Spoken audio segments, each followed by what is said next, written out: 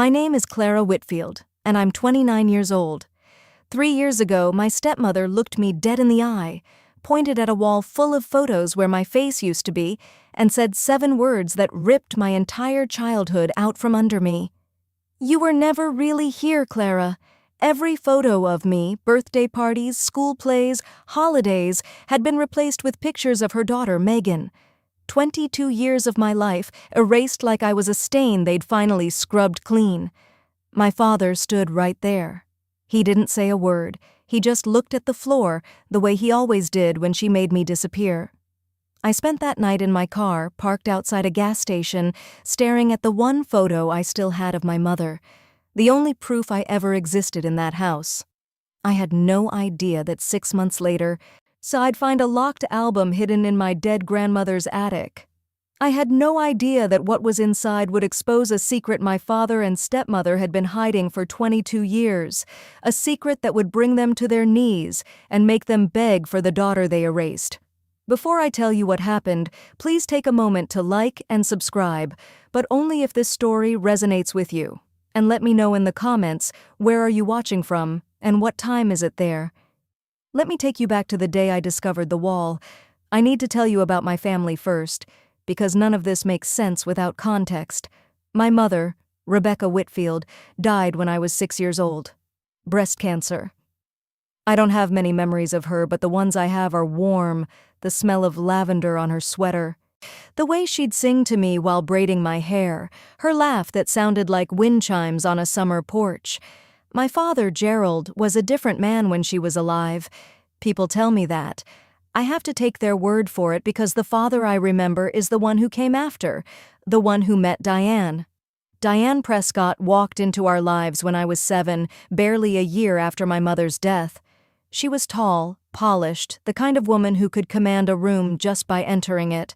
She had a daughter, Megan, the same age as me. My father married her within 8 months.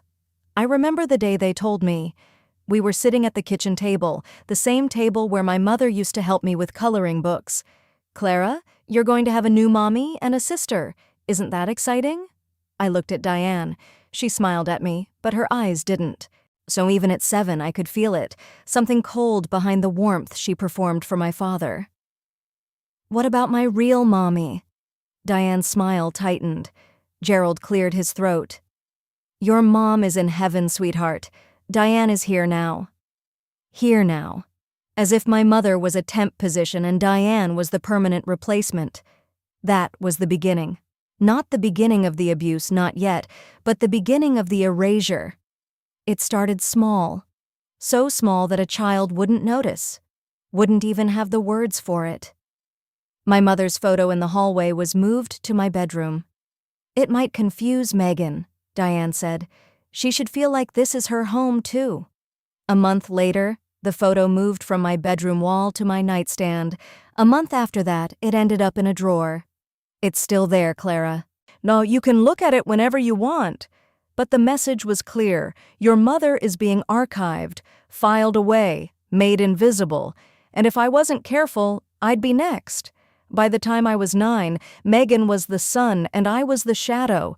It wasn't obvious to outsiders. Diane was too smart for that. In public, she'd put her arm around me, call me sweetie, make sure I was dressed in nice clothes. But at home, behind closed doors, the math was different.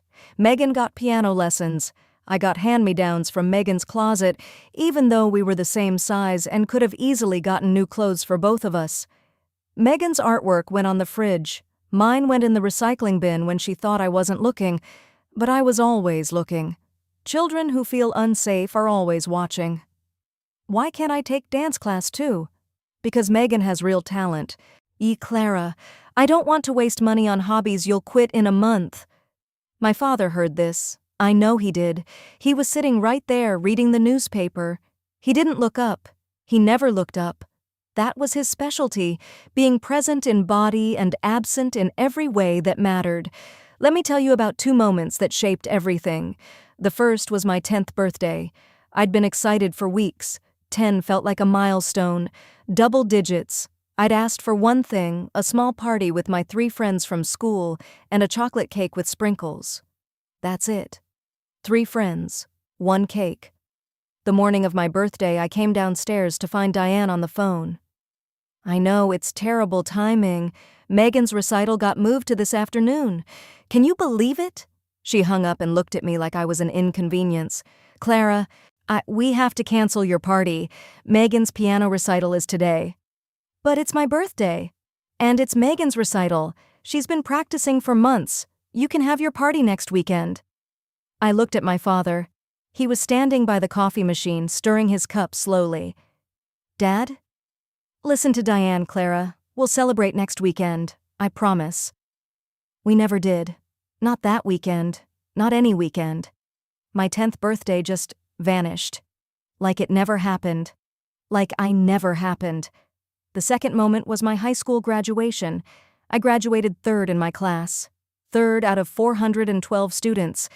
I'd worked for that ranking like my life depended on it, because in a way, it did. School was the one place where I existed, where my name was on the board and my grades proved I was real. Graduation day, I walked across the stage, a diploma in hand, heart pounding. I looked out at the crowd for my father's face. His seat was empty. He showed up in the parking lot 40 minutes later. Megan had a hair appointment for her junior prom that couldn't be rescheduled. Sorry, kiddo. You know how these things are. Diane said Megan's appointment was booked months ago. I stood there in my cap and gown, holding a diploma that said summa cum laude, and my father was apologizing for missing it because of a haircut. It's fine, Dad. It wasn't fine. But I'd been saying that for 12 years. It wasn't fine had become my native language, the lie I told so fluently that even I believed it sometimes. I left for college at 18 and never looked back. Well, that's not entirely true. I looked back all the time. Every holiday when I'd call and the phone would ring 6 times before going to voicemail. Every birthday when the only message from home was a generic happy birthday text from my father. No call, no gift, just 2 words that felt more like an obligation than a celebration.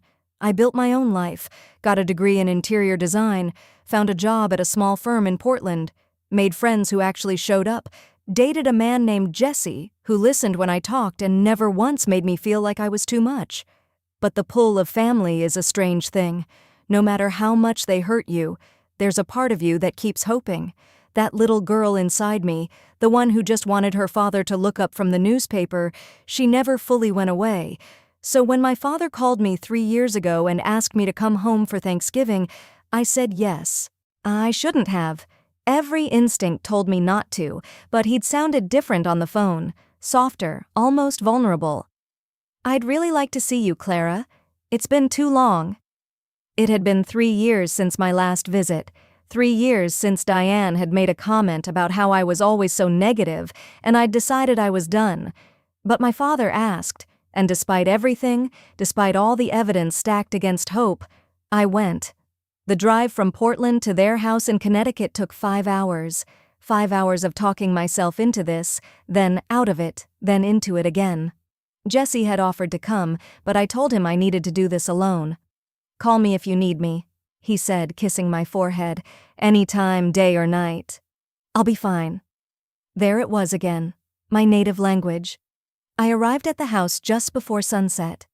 It looked the same, white colonial black shutters, the oak tree in the front yard that I used to climb when I needed to hide from the world. But something felt different. I couldn't place it immediately, but there was a tension in the air, like the house itself was holding its breath. Diane opened the door. She'd changed her hair, shorter, blonder. Her smile was the same, though. Practiced. Clara. How nice. Come in. No hug, no warmth, just permission to enter, like I was a guest in the house I'd grown up in. Thanks, Diane. Where's Dad? In the den. Megan's here too. She brought the kids. Megan had 2 children now. Twin girls, 4 years old. I'd never met them. I'd seen photos online, but no one had thought to invite me to a birthday party or holiday to actually meet my nieces. Step-nieces, Diane would correct me. I walked down the hallway toward the den, and that's when I saw it. I stopped. My bag slid off my shoulder and hit the floor. The hallway, the wall, the photos. When I was growing up, that wall had been a timeline of our family, my first steps. My gap-toothed smile in first grade, me on the swings, me blowing out birthday candles, me and my father at the beach the summer before Mom died. It was the one place in the house where I couldn't be erased, because the photos were proof. Now every single frame held a photo of Megan, Megan's wedding, Megan's twins, Megan's college graduation, Megan's vacation in Italy, Megan, 22 years of my life on that wall, replaced frame by frame with someone else's story. I counted. 14 frames. Not a single one of me. I stood there in the hallway, staring at a wall that had been rewritten like I was a chapter they'd decided to delete. My hands were shaking, my chest was tight. I could hear laughter from the den, the twins shrieking, Megan's voice, Diane's. "Dad?" My father appeared in the doorway, a drink in his hand. His face went through 3 expressions in 2 seconds: surprise, guilt, and then the one I knew best: avoidance. "Clara, you're here. Great. Come sit down." "Dad, the photos." He glanced at the wall, took a sip of his drink. "Oh, yeah. Diane redecorated a few months ago." Redecorated. You know how she is, always changing things. "She didn't change things, Dad. She removed me." Diane appeared behind him, drying her hands on a dish towel. She looked at the wall, then at me, and I saw it, a flash of satisfaction she couldn't quite hide. "Oh, Clara." "Don't start. We just needed the space for current family photos." "Current family photos?" "Yes, Megan's girls are growing so fast. We wanted to celebrate them." "By erasing me." Diane sighed, the long-suffering sigh of a woman burdened by an unreasonable stepdaughter. "You were never really here, Clara. You left at 18 and barely visited. It didn't make sense to keep old photos up when we have a real family to celebrate." "You were never really here." The words hit me like a car accident. Slow motion, glass shattering. The world going silent and then too loud all at once. I looked at my father. He was staring at the floor. "Dad, say something." He took another sip of his drink. His hand was trembling slightly. "She has a point, Clara. You haven't been around much." Something died inside me in that hallway. Not the hope. That had been dying for years. This was the burial, the final official confirmation that I was and had always been optional. "Okay," I said. My voice was flat, empty. "Okay." I picked up my bag from the floor, turned around, walked back toward the front door. "Clara, where are you going? Dinner's in an hour." I didn't answer. "Don't be dramatic, Clara, it's just photos." I opened the door. The cold November air hit my face. I could feel the tears coming, but I wouldn't give them the satisfaction. "Clara!" I walked to my car, got in, turned the key, and drove away. In my rearview mirror, I could see my father standing in the doorway. He watched me leave. He didn't follow. He never followed. I drove for 20 minutes before I had to pull over. My hands were shaking too badly to hold the steering wheel. I sat in a gas station parking lot, engine running, heater blasting, and I cried harder than I had since I was 6 years old, and someone told me my mother wasn't coming home. I pulled out my phone and called Jesse. "Hey, how's it going?" I couldn't speak. "Clara? Clara, what happened?" "Come get me," I whispered. "Please come get me." "Where are you?" "I don't know. A gas station, somewhere on Route 9. "I'm coming. Stay right there. I'm coming." He drove 3 hours in the dark to find me parked at a Shell station with mascara-stained cheeks and a broken heart. He didn't ask questions. He just held me in that parking lot while trucks rumbled past and the snow started to fall. "I'm done," I said into his chest. "I'm done with them." "Okay," he said. "Then we're done." I had no idea that I wasn't done. Not even close. Because 6 months later, my grandmother would die and leave me the key to a locked album that would change everything. The months after that, Thanksgiving were the quietest of my life. Not peaceful, quiet the way a house is quiet after someone leaves and never comes back. I didn't call my father. He didn't call me. The silence between us grew like snow on a frozen lake, each day adding another layer until what was underneath became invisible. I told myself I was fine. Jesse knew better. He'd find me at 2 a.m, sitting on the kitchen floor staring at my phone, not calling anyone, just holding it, like some part of me was still waiting for it to ring. "You don't have to pretend with me," he said one night, sitting down beside me on the cold tile. "I'm not pretending." "Clara." He took my hand. "You haven't slept through the night in 3 months. I leaned into him. "I keep thinking about that wall, 14 frames, not one of me, like I was a rough draft they threw away." "You're not a rough draft. You're the whole story." I wanted to believe him. I really did.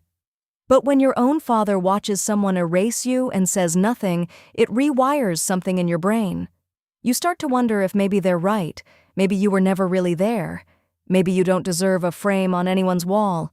I threw myself into work. Interior design felt different now. Every time I helped a client choose family photos for a gallery wall, something twisted in my chest. I'd arrange their frames, perfectly spaced, perfectly lit, children growing up, holidays, milestones, and I'd think, these people keep their photos up. "These people don't erase their kids," Jesse proposed on Valentine's Day. No grand gesture, no restaurant, no skywriting. He cooked dinner at home, pasta from scratch, the recipe his grandmother taught him, and after we'd finished eating, he slid a small box across the table. "I've been carrying this around for 2 months, he said. "I keep waiting for the perfect moment, but I realized something." "What?" "Every moment with you is perfect." I opened the box. A simple ring. Elegant, not flashy. Exactly me. "Clara Whitfield, will you marry me?" "Yes." No hesitation, no doubt. "Yes, absolutely, yes." He slipped the ring on my finger, and for one beautiful suspended moment, the wall of missing photos didn't matter. The empty seat at graduation didn't matter. The canceled birthday didn't matter. I had someone who chose me, and that was enough. It had to be enough. My grandmother died on a Tuesday in April. Grandma Ruth, my mother's mother, was the last thread connecting me to the woman I'd lost at 6. She was 87 years old, sharp as glass, and the only person in my family who had never once made me feel like I was too much. She lived alone in a Victorian house in Vermont, the kind of house with creaky stairs and a garden that bloomed in defiance of the cold. After my mother died, Grandma Ruth became my anchor. She called every Sunday. She remembered every birthday. She sent handwritten letters, actual letters, with stamps and everything, because she said, a phone call disappears, but a letter stays. When Diane entered the picture, something changed between Grandma Ruth and my father. I was too young to understand it then, but looking back, I think Grandma Ruth saw what was happening to me before anyone else did. She saw the erasure. She saw me shrinking. "You come visit me any time you need to breathe, Clara," she'd say.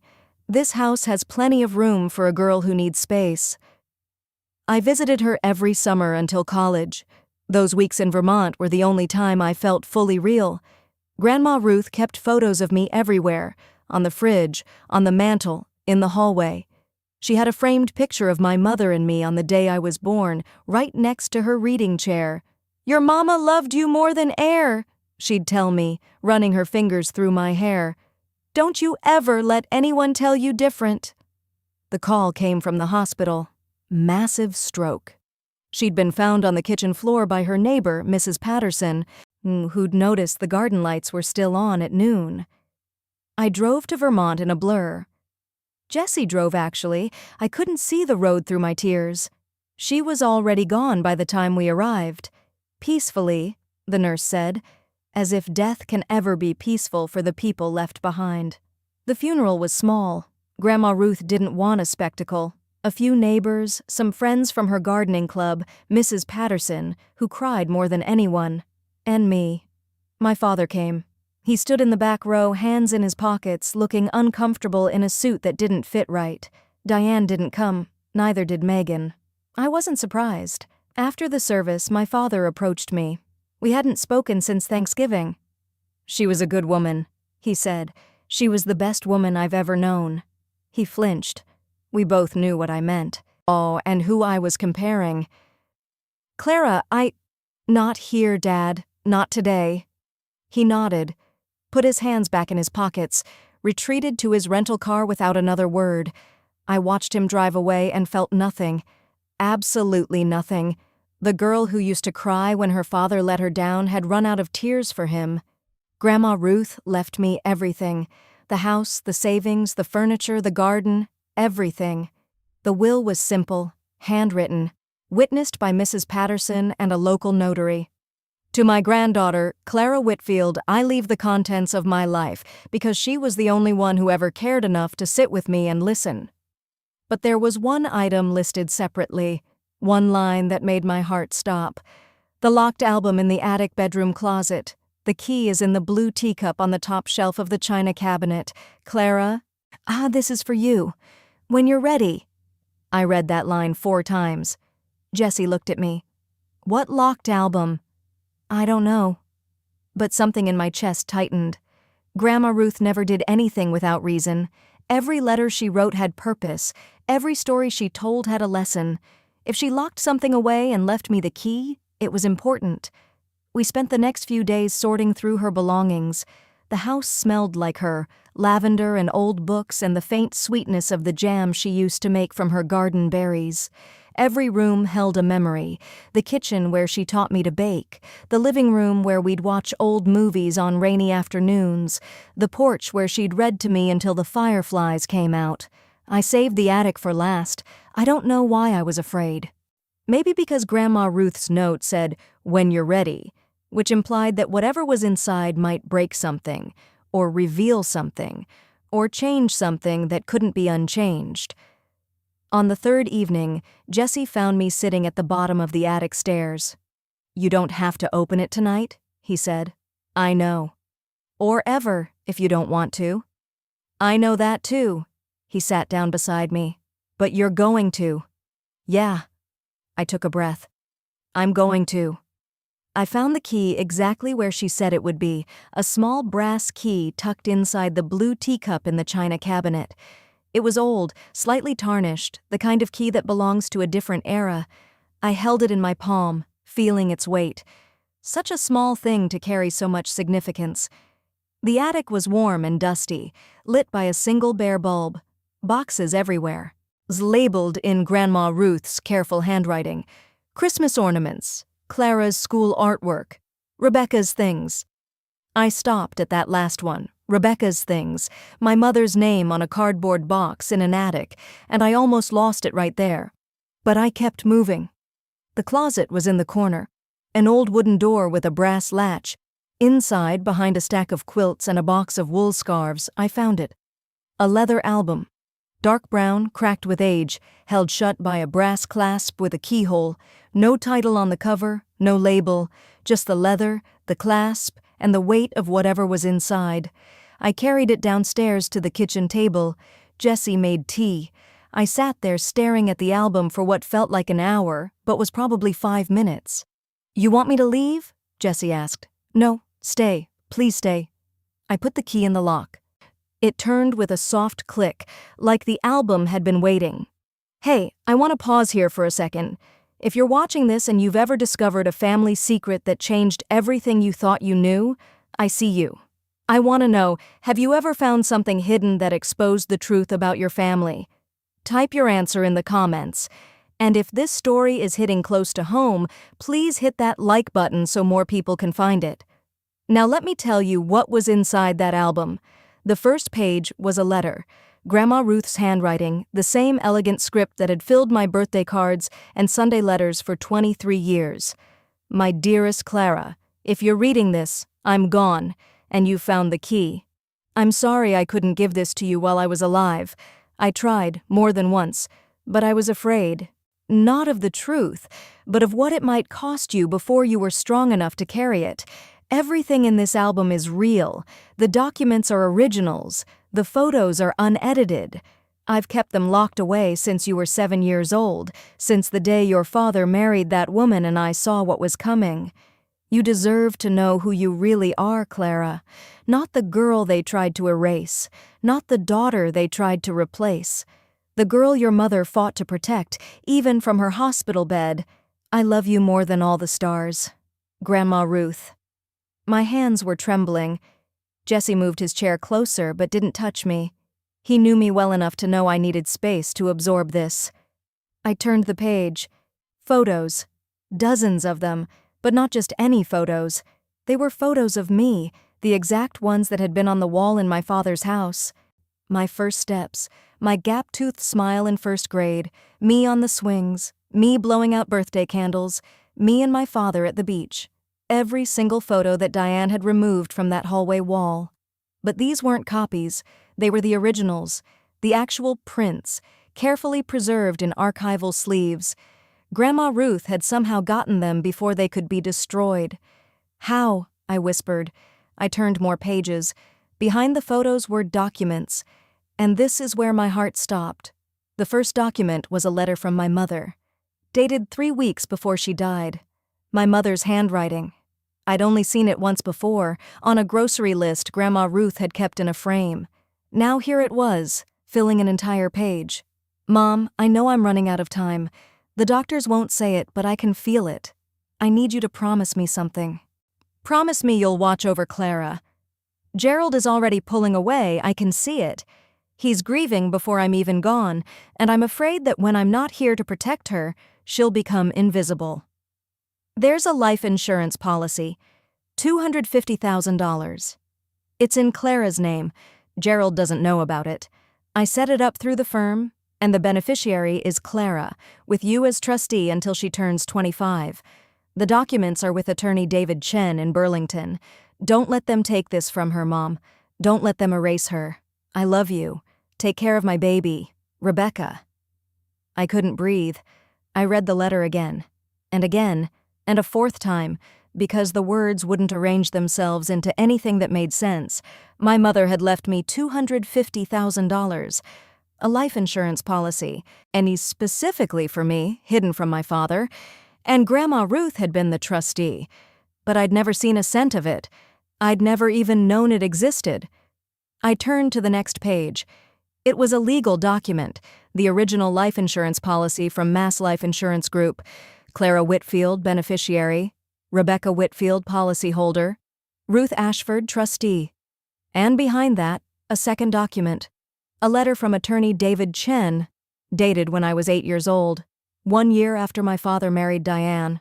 Dear Mrs. Ashford, per your request, I've reviewed the inquiry made by Gerald Whitfield regarding the dissolution of the Rebecca Whitfield Life Insurance Trust.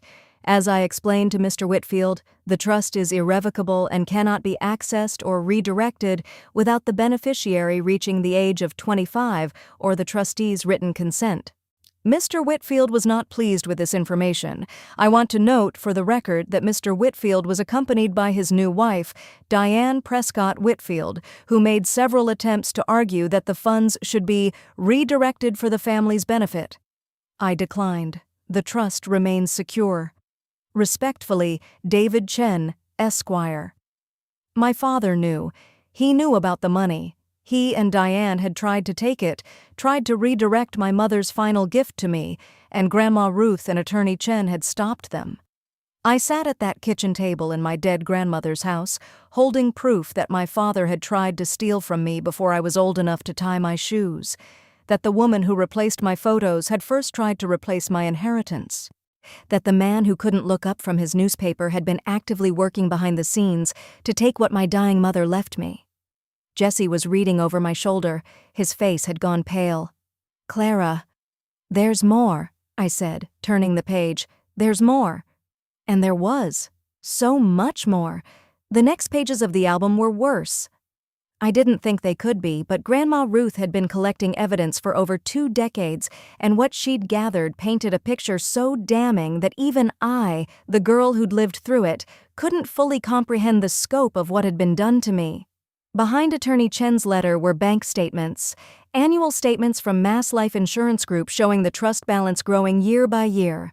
When my mother died, the policy paid out $250,000.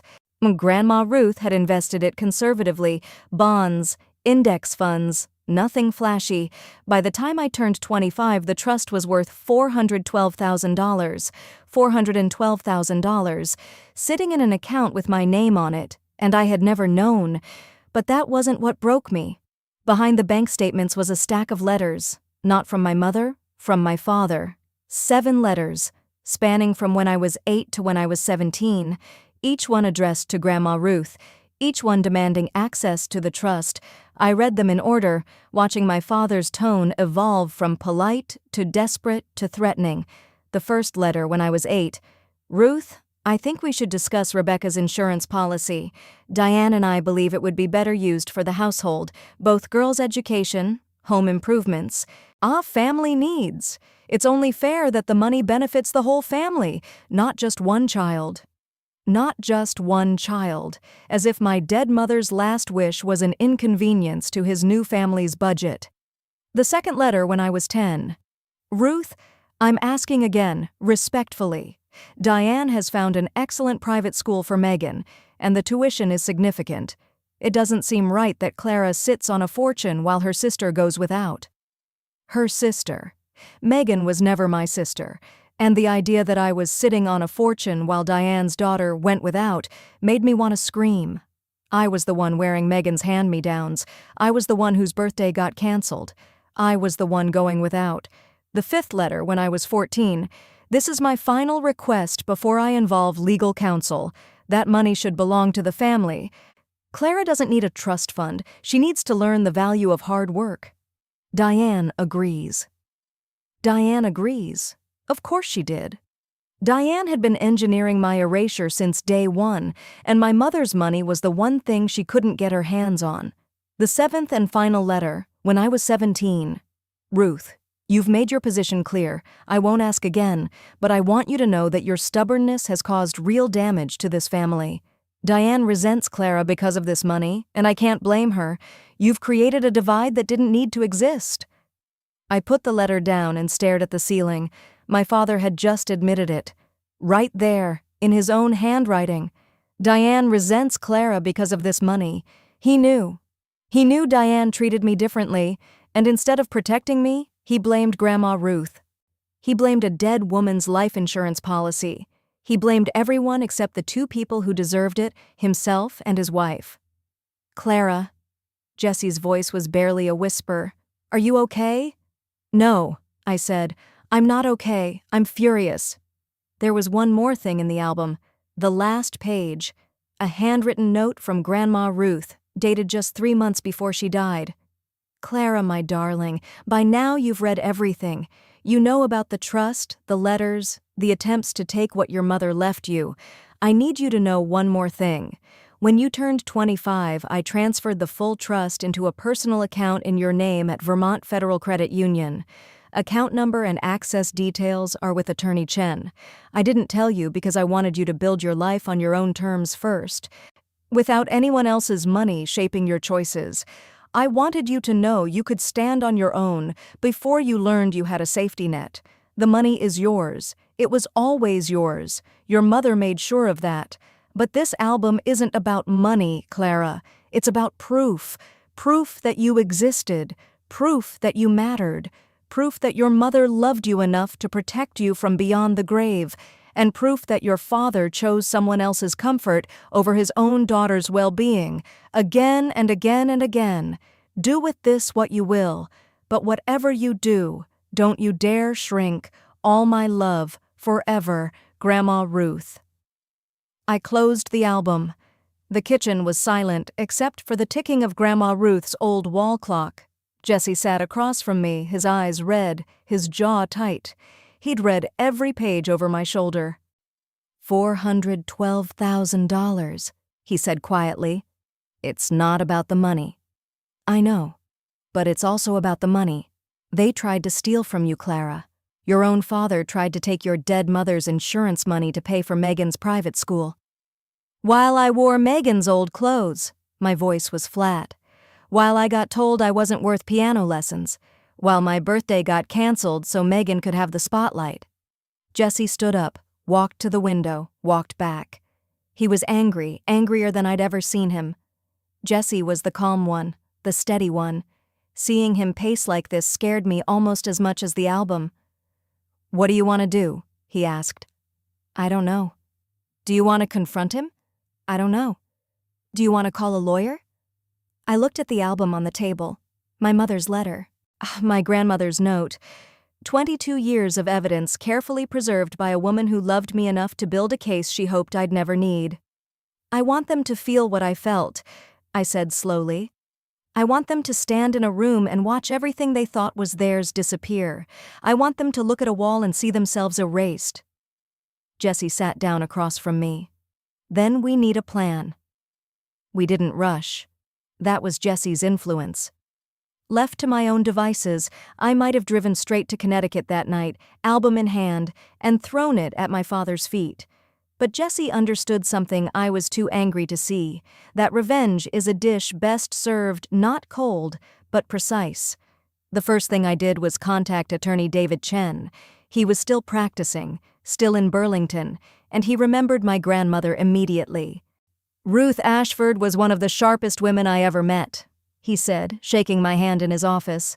"She came to me when you were 7 years old and asked me to make that trust bulletproof. I did.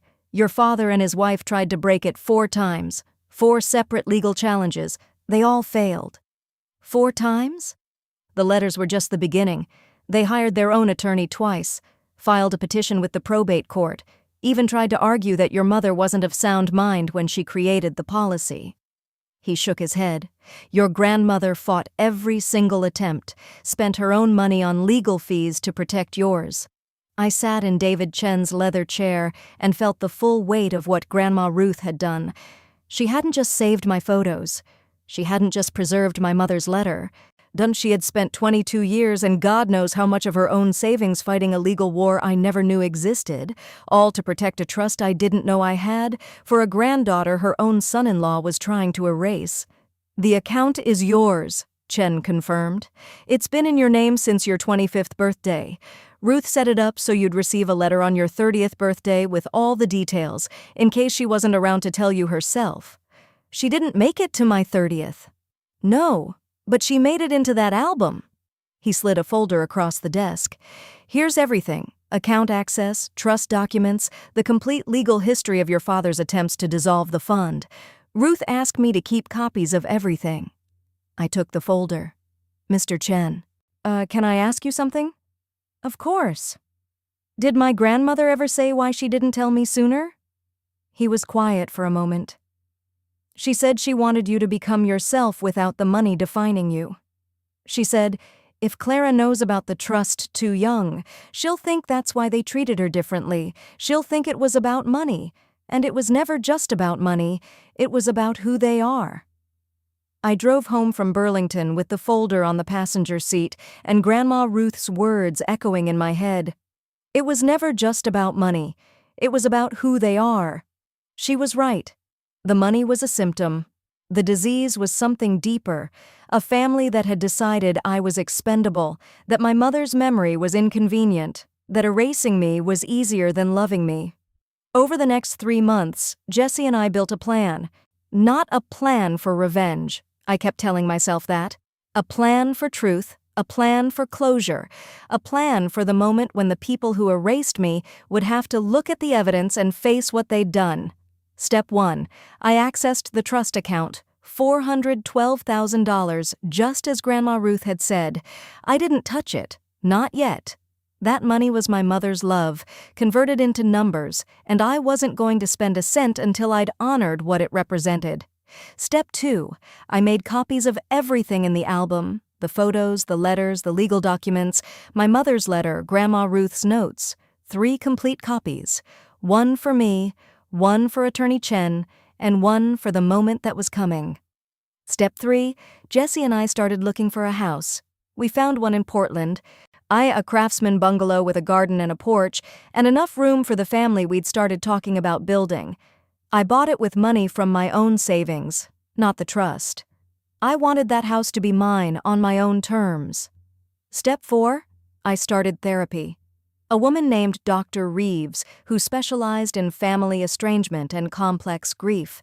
She helped me understand something crucial. You're not planning revenge, Clara. she said during one of our sessions. "You're planning accountability. There's a difference." "What's the difference?" "Revenge wants to hurt. Accountability wants the truth to be seen. Which one do you want?" "I want them to see what they did. All of it. In front of everyone." "Then you need the right moment." The right moment. I'd know it when it came, and it came sooner than I expected, and in the form of an email from Megan, of all people. The email arrived in June, 4 months after I'd found the album. "Clara, I know we haven't talked in a while, but Mom and Dad are celebrating their 25th wedding anniversary in August, and they're having a big party at the house.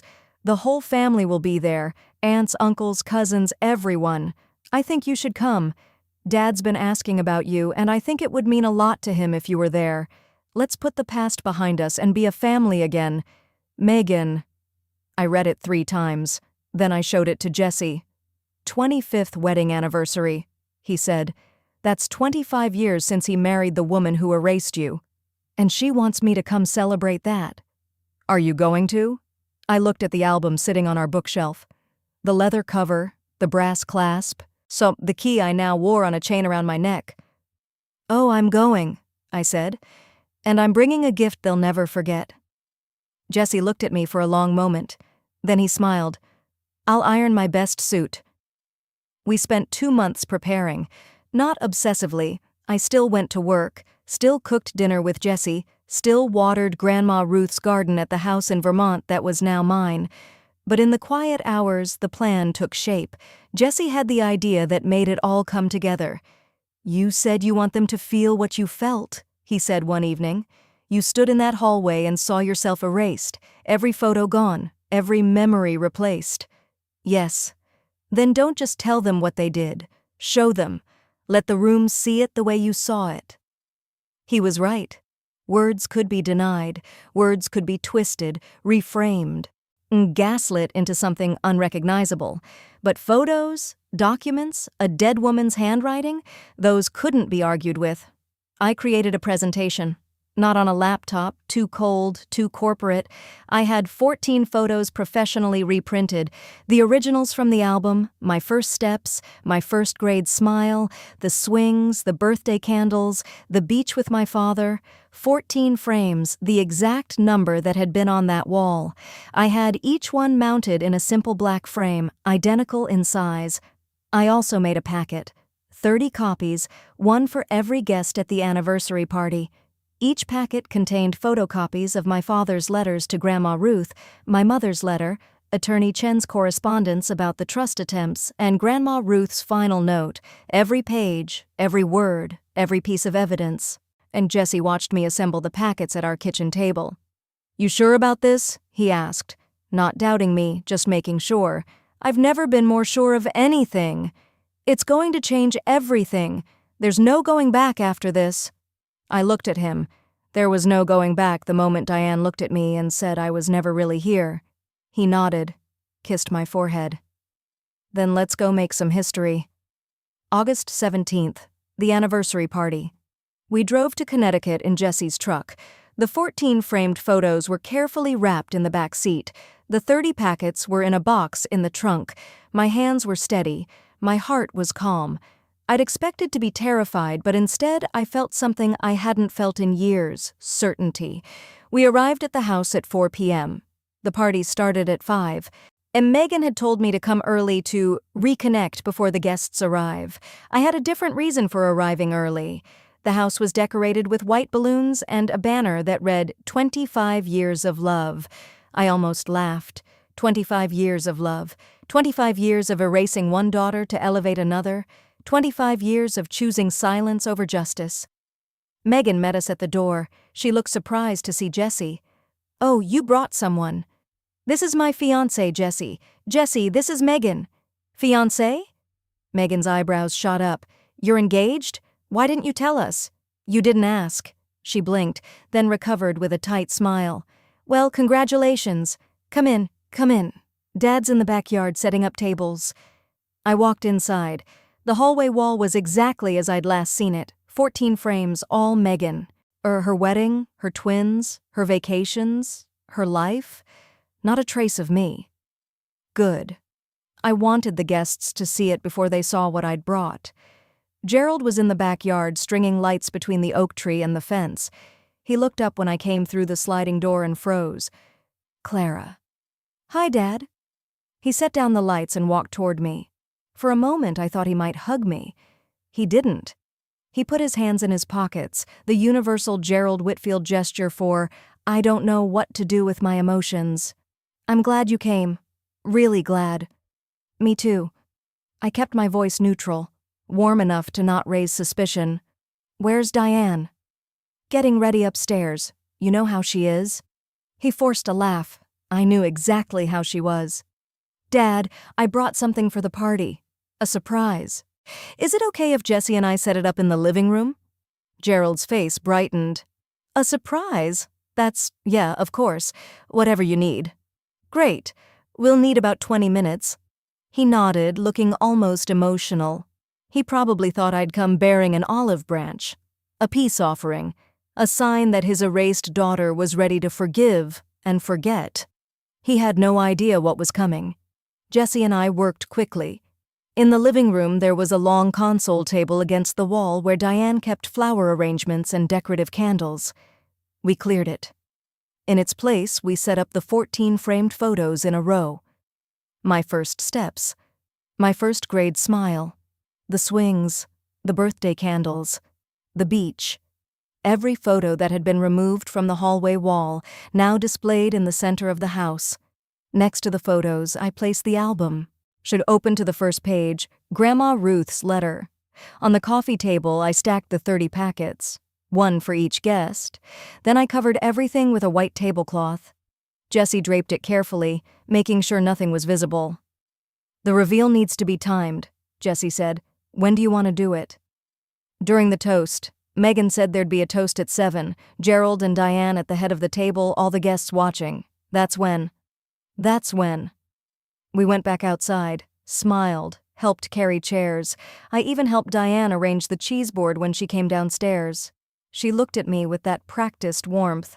Clara, so nice of you to come. I'm glad we can put all that silliness behind us. Silliness? I repeated. You know, the Thanksgiving thing, the photos. You always were sensitive about things like that. I smiled. You're right, Diane. I was sensitive, but I'm better now. She patted my shoulder. Good, that's good. If she'd been paying attention, really paying attention, she would have noticed that my smile didn't reach my eyes. But Diane never paid attention to me. That was the whole point. Okay, this is the moment. Before the big reveal, I have a question for you. If you were in my shoes, standing in the house where you'd been erased, with the evidence of 22 years of betrayal hidden under a tablecloth, would you go through with it? Or would you walk away? Type your answer in the comments, and if you're dying to see what happens next, make sure you're subscribed with notifications on. Now let me tell you about the moment everything changed. The guests arrived between 5 and 6. About 30 people, aunts, uncles, cousins, neighbors, Diane's friends from her book club, Gerald's colleagues from the accounting firm. Megan's husband, Brett, showed up with the twins, who immediately started running through the house like miniature tornadoes. Everyone was warm. Everyone was smiling. Champagne was poured, appetizers were passed, stories were told about the happy couple. 25 years. What an achievement. I moved through the party like a ghost, smiling, nodding, accepting condolences about Grandma Ruth, answering the inevitable, "Where have you been?" questions with vague responses. Jesse stayed close, his hand on the small of my back. An anchor. At 7 o'clock, Megan clinked her glass. Everyone, can I have your attention? I'd like to make a toast to my mom and dad on their 25th anniversary. The room gathered. Gerald and Diane stood together near the fireplace, Gerald with his arm around Diane's waist. They looked like the picture of a happy family. The family they'd built on top of the one they'd buried. Megan raised her glass. To Mom and Dad, 25 years of love, partnership, and family. You've built something beautiful, and I'm so proud to be your daughter. Applause. Clinking glasses. Diane beamed. Gerald looked proud. Megan turned to me. Clara, do you want to say something?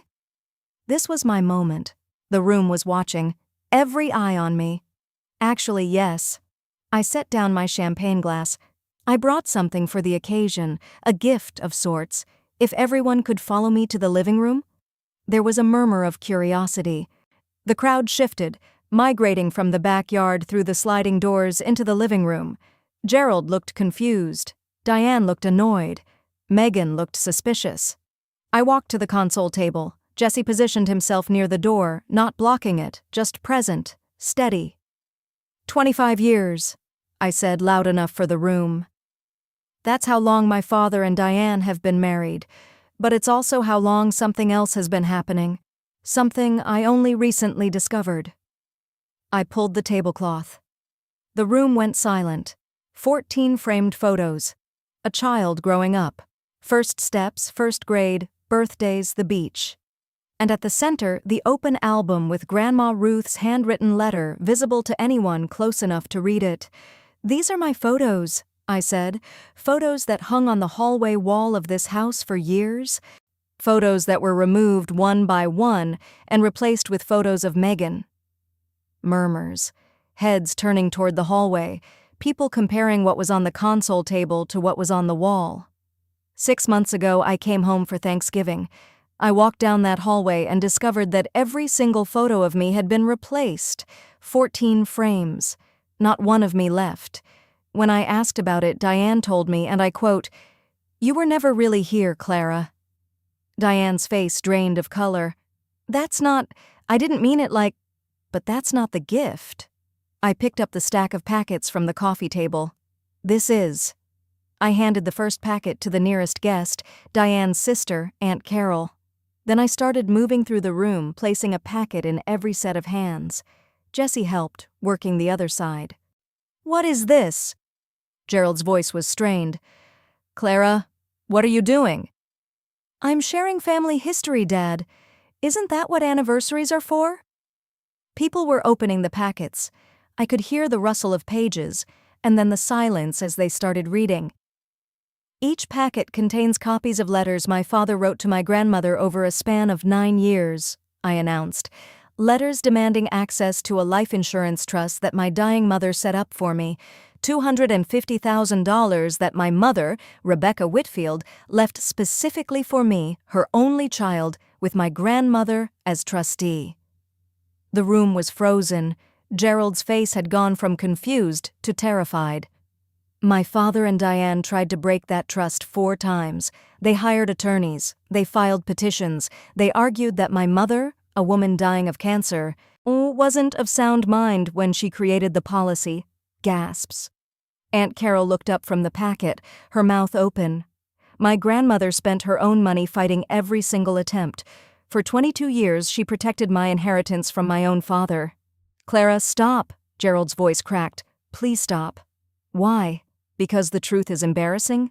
Because your colleagues are here? Because Diane's book club friends are reading a letter where you wrote, and I quote, 'Diane resents Clara because of this money and I can't blame her'?" A woman near the back, one of Diane's friends, looked at Diane with an expression I can only describe as horror. "You knew," I said, turning to face my father directly. "You knew your wife resented me. You knew she was erasing me, canceling my birthdays, removing my photos, treating me like a ghost in my own home. And instead of protecting me, you wrote letters trying to steal the one thing my dying mother left to make sure I'd be okay." Gerald was shaking.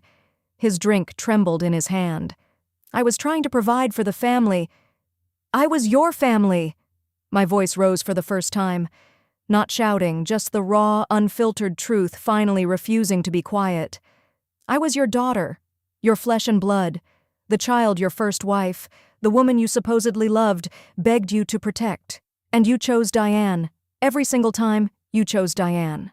Tears streamed down Gerald's face. He couldn't speak. His mouth moved, but nothing came out. Diane stepped forward. Her composure had crumbled. She looked around at the guests, her friends, her sister, the neighbors she'd performed for all these years, and saw the judgment in every pair of eyes. "This is ridiculous," she hissed. "You come into my home and—" "Your home?" I almost laughed. You want to talk about homes? My grandmother left me her house in Vermont. She also left me the full life insurance trust, $412,000, money my mother left for me that you spent 22 years trying to steal. Diane looked at Gerald. You told me that trust was dissolved years ago. The room went even quieter, if that was possible. Gerald closed his eyes. You told me the money was gone, Diane repeated, her voice rising. You said your mother-in-law spent it all on legal fees.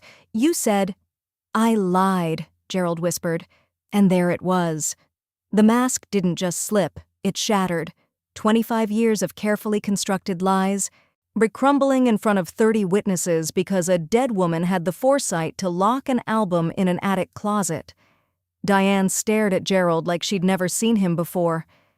What else did you lie about? I think that's a conversation for after the party, I said.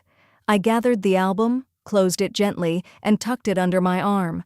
Megan was standing near the fireplace, pale, unmoving. She hadn't spoken a single word. I walked over to her. Megan, I want you to know that I don't blame you. You were a child, same as me. You didn't choose this, but you benefited from it. Every piano lesson, every private school tuition, every time you got the spotlight and I got the shadow. And that was paid for by the resentment your mother felt toward a 6-year-old girl and the cowardice of a man who was too weak to stop it. Megan's eyes filled with tears. I didn't know, she whispered. Clara, I swear I didn't know. I believe you. And I did. Megan was many things, but she wasn't the architect of this. That honor belonged to the two people standing across the room, their 25-year anniversary collapsing around them. I turned to face the room one final time. 30 faces stared back at me, shock, sympathy, anger, disbelief. Aunt Carol was actually crying. I'm not here for revenge, I said. I'm here for the truth. My grandmother kept this album because she knew that one day the truth would need to be told. She spent 22 years protecting me when my own father wouldn't. She died before she could see this moment. But I know she's here. I pressed my hand against the album's leather cover. This is my mother's love. This is my grandmother's courage. And this is the proof that I was always here, even when they tried to make me disappear. I walked toward the door. Jesse was already there, holding my coat. Clara, wait. Gerald's voice, broken, desperate. Please, don't go. I stopped, turned around, looked at the man who had spent my entire life choosing silence over his daughter. You had 25 years to ask me to stay, Dad. You never did. Not once. I walked out of that house for the last time. The front door closed behind me with a quiet click. Nothing dramatic, nothing cinematic, just the simple sound of a chapter ending. In the car, Jesse took my hand. How do you feel? I thought about it, really thought about it. Light? I said. I feel light? He started the engine. As we pulled away from the curb, I could see through the living room window, guests still standing, packets still in their hands, Diane and Gerald on opposite sides of the room. The party was over, the performance was finished, and for the first time in 25 years, everyone knew the truth. I didn't look back. The fallout started before we even made it to the highway. My phone buzzed in the cup holder, then again. A cascade of notifications, texts, missed calls, voicemails, pouring in like water through a cracked dam. I turned the phone face down and looked at the road ahead. You don't have to read them tonight, Jesse said. I know. Or ever. I smiled. I know that too. We drove in silence for a while, not the heavy silence I'd lived with for years, the kind that presses against your chest and makes it hard to breathe. This was a different kind. Clean. Open. Like the silence after a thunderstorm, when the air smells new and everything feels washed. I didn't check my phone until the next morning. Jesse made coffee while I sat at our kitchen table, in our house, in the life I'd built without them, and scrolled through the wreckage. 47 text messages, 12 missed calls, 6 voicemails. The texts came from every direction. Aunt Carol, Diane's own sister. Clara, I had no idea. I am so sorry. I've been calling Diane all night and she won't pick up. What they did to you is unforgivable. Please know you have family who sees you. Uncle Robert, my father's brother, who I hadn't spoken to in years.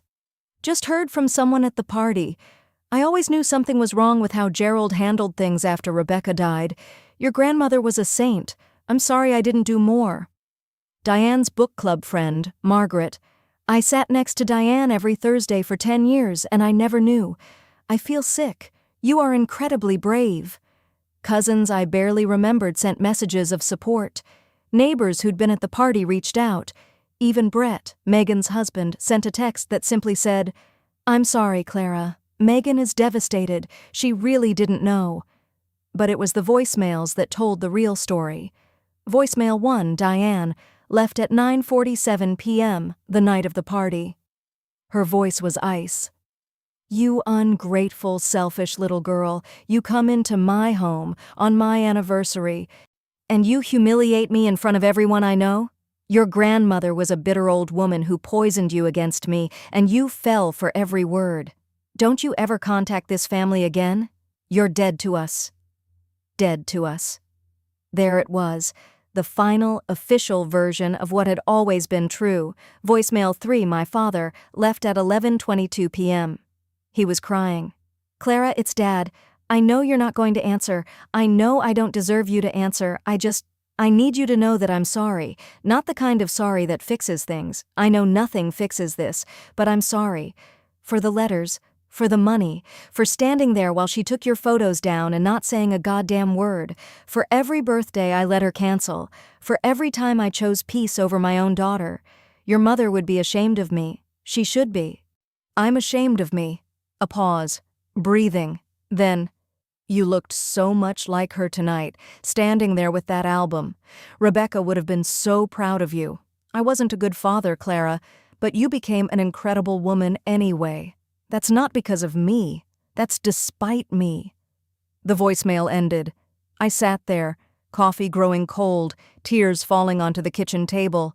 Not tears of sadness, tears of release. The flood that comes when a dam you've been holding for 29 years finally gives way. Jesse sat down across from me. He didn't say anything. He just put his hand over mine and let me cry. The weeks that followed were chaos for the Whitfield family, not for me. My life had never been calmer. Gerald and Diane's marriage didn't survive the anniversary party. How could it? The foundation of their 25 years had cracked open in front of everyone they knew. Diane couldn't forgive Gerald for lying about the trust. Gerald couldn't face the crowd that now knew exactly who he was. Aunt Carol called me 2 weeks after the party. "Diane moved out," she said. "She's staying with a friend. Gerald's been sleeping in his office at the accounting firm." "I'm sorry to hear that," I said. And I meant it, not because I cared about their marriage, but because destruction, even deserved destruction, is still sad. "Don't be sorry, Clara. That marriage was built on lies. You just pulled back the curtain." Gerald tried calling me. Once a week, every Wednesday like clockwork. I let every call go to voicemail, not out of cruelty, out of self-preservation. Dr. Reeves and I had talked about this. You don't owe him access to your healing," she said. "Forgiveness is for you, not for him.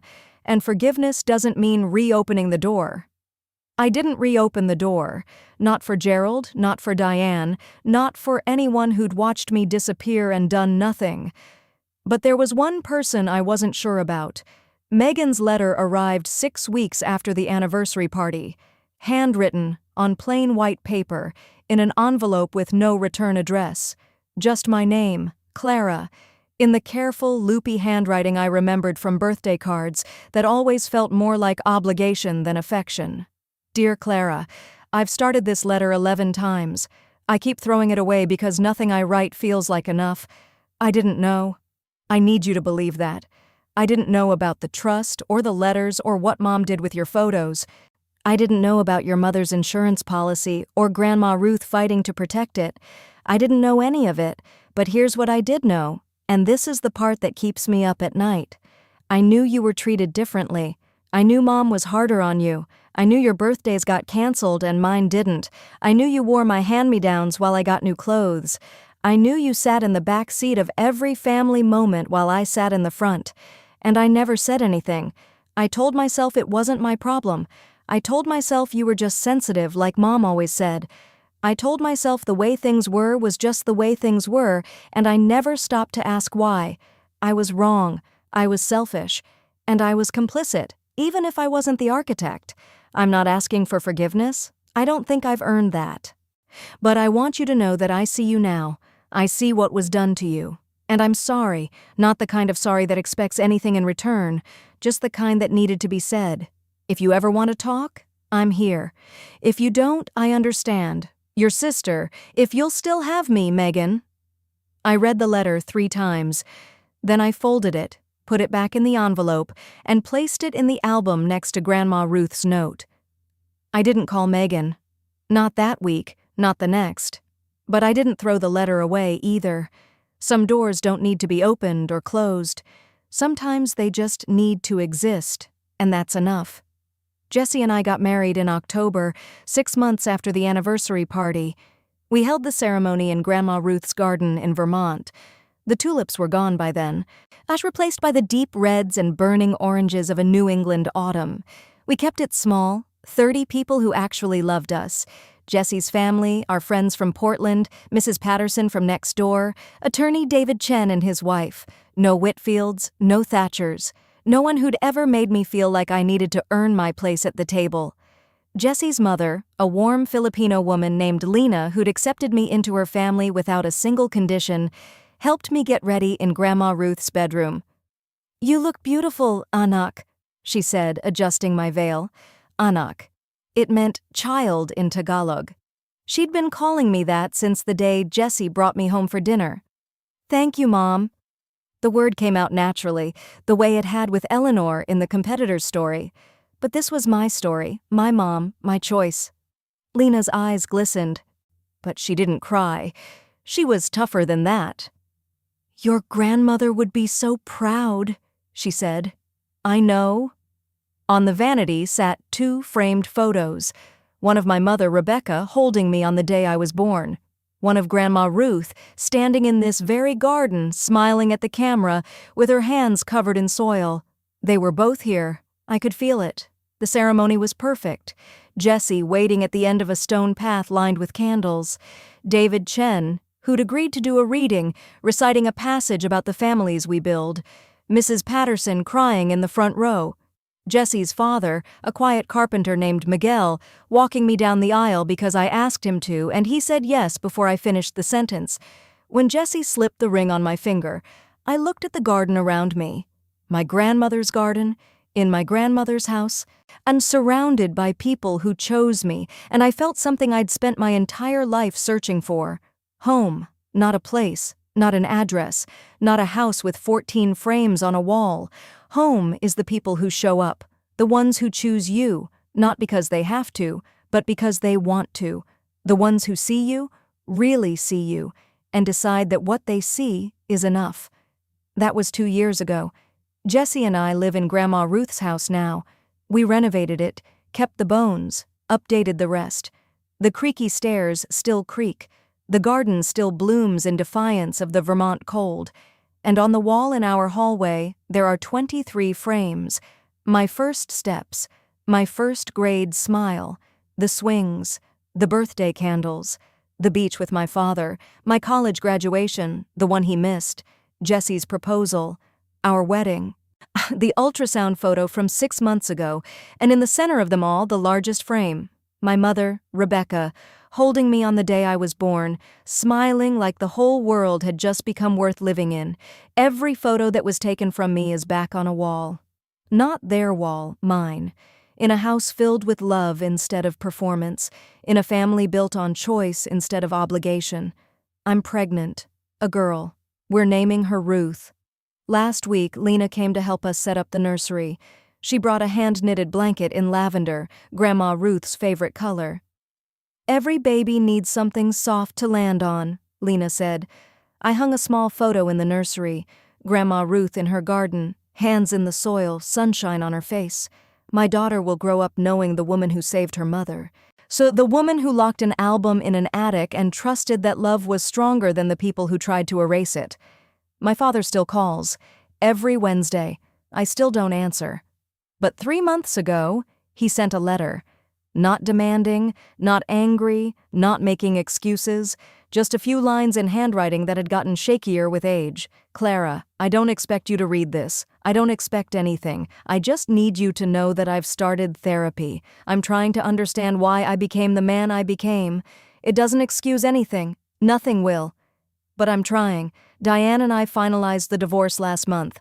I'm living alone now. The house feels big. The hallway wall is empty. I think about you every day. Dad. I read it once. Then I put it in a drawer. Not in the trash, in a drawer. Maybe one day I'll answer. Maybe I won't. Healing doesn't follow a schedule, and forgiveness isn't a debt I owe anyone, not even the man whose blood runs through my veins. Megan and I had coffee last month. Just 1 hour, at a neutral cafe in Hartford. We didn't solve anything. We didn't heal 22 years of damage over lattes, but she showed me photos of her twins, my nieces, and I showed her the ultrasound of baby Ruth. And for one small, tentative hour, we were just two women trying to figure out what comes after the wreckage. It's a start. I don't know if it's a beginning, but it's something. Here's what I want you to know, and I mean this with everything I have. If you grew up feeling invisible, if your family made you shrink to make someone else shine, if you were the one whose birthday got canceled, whose photos got removed, whose existence was treated like an inconvenience, you are not the problem. You were never the problem. Family isn't the people who hang your photo on their wall when it's convenient and take it down when it's not. Family isn't the people who erase you, then act surprised when you stop coming back. Family is the people who see you. The ones who pull up a chair without being asked, the ones who drive 3 hours in the dark to find you at a gas station, the ones who knit lavender blankets for babies they already love. My parents replaced my photos and told me I was never really here, but I was. I was always here. And now I have an album full of proof, a house full of love, a husband who chose me, a mother-in-law who calls me Anak, a daughter on the way named after the strongest woman I've ever known, and a wall, my wall. With 23 frames and counting, they tried to erase me. They failed. Because here's the thing about people who try to make you disappear, they only succeed if you let them. And I'm done disappearing. My name is Clara Whitfield Morrison. I am here. I have always been here. And I'm not going anywhere. Thank you for listening to my story. If it resonated with you, please take a moment to like, subscribe, and hit that notification bell. It really helps this channel grow, and it helps more people find stories like this.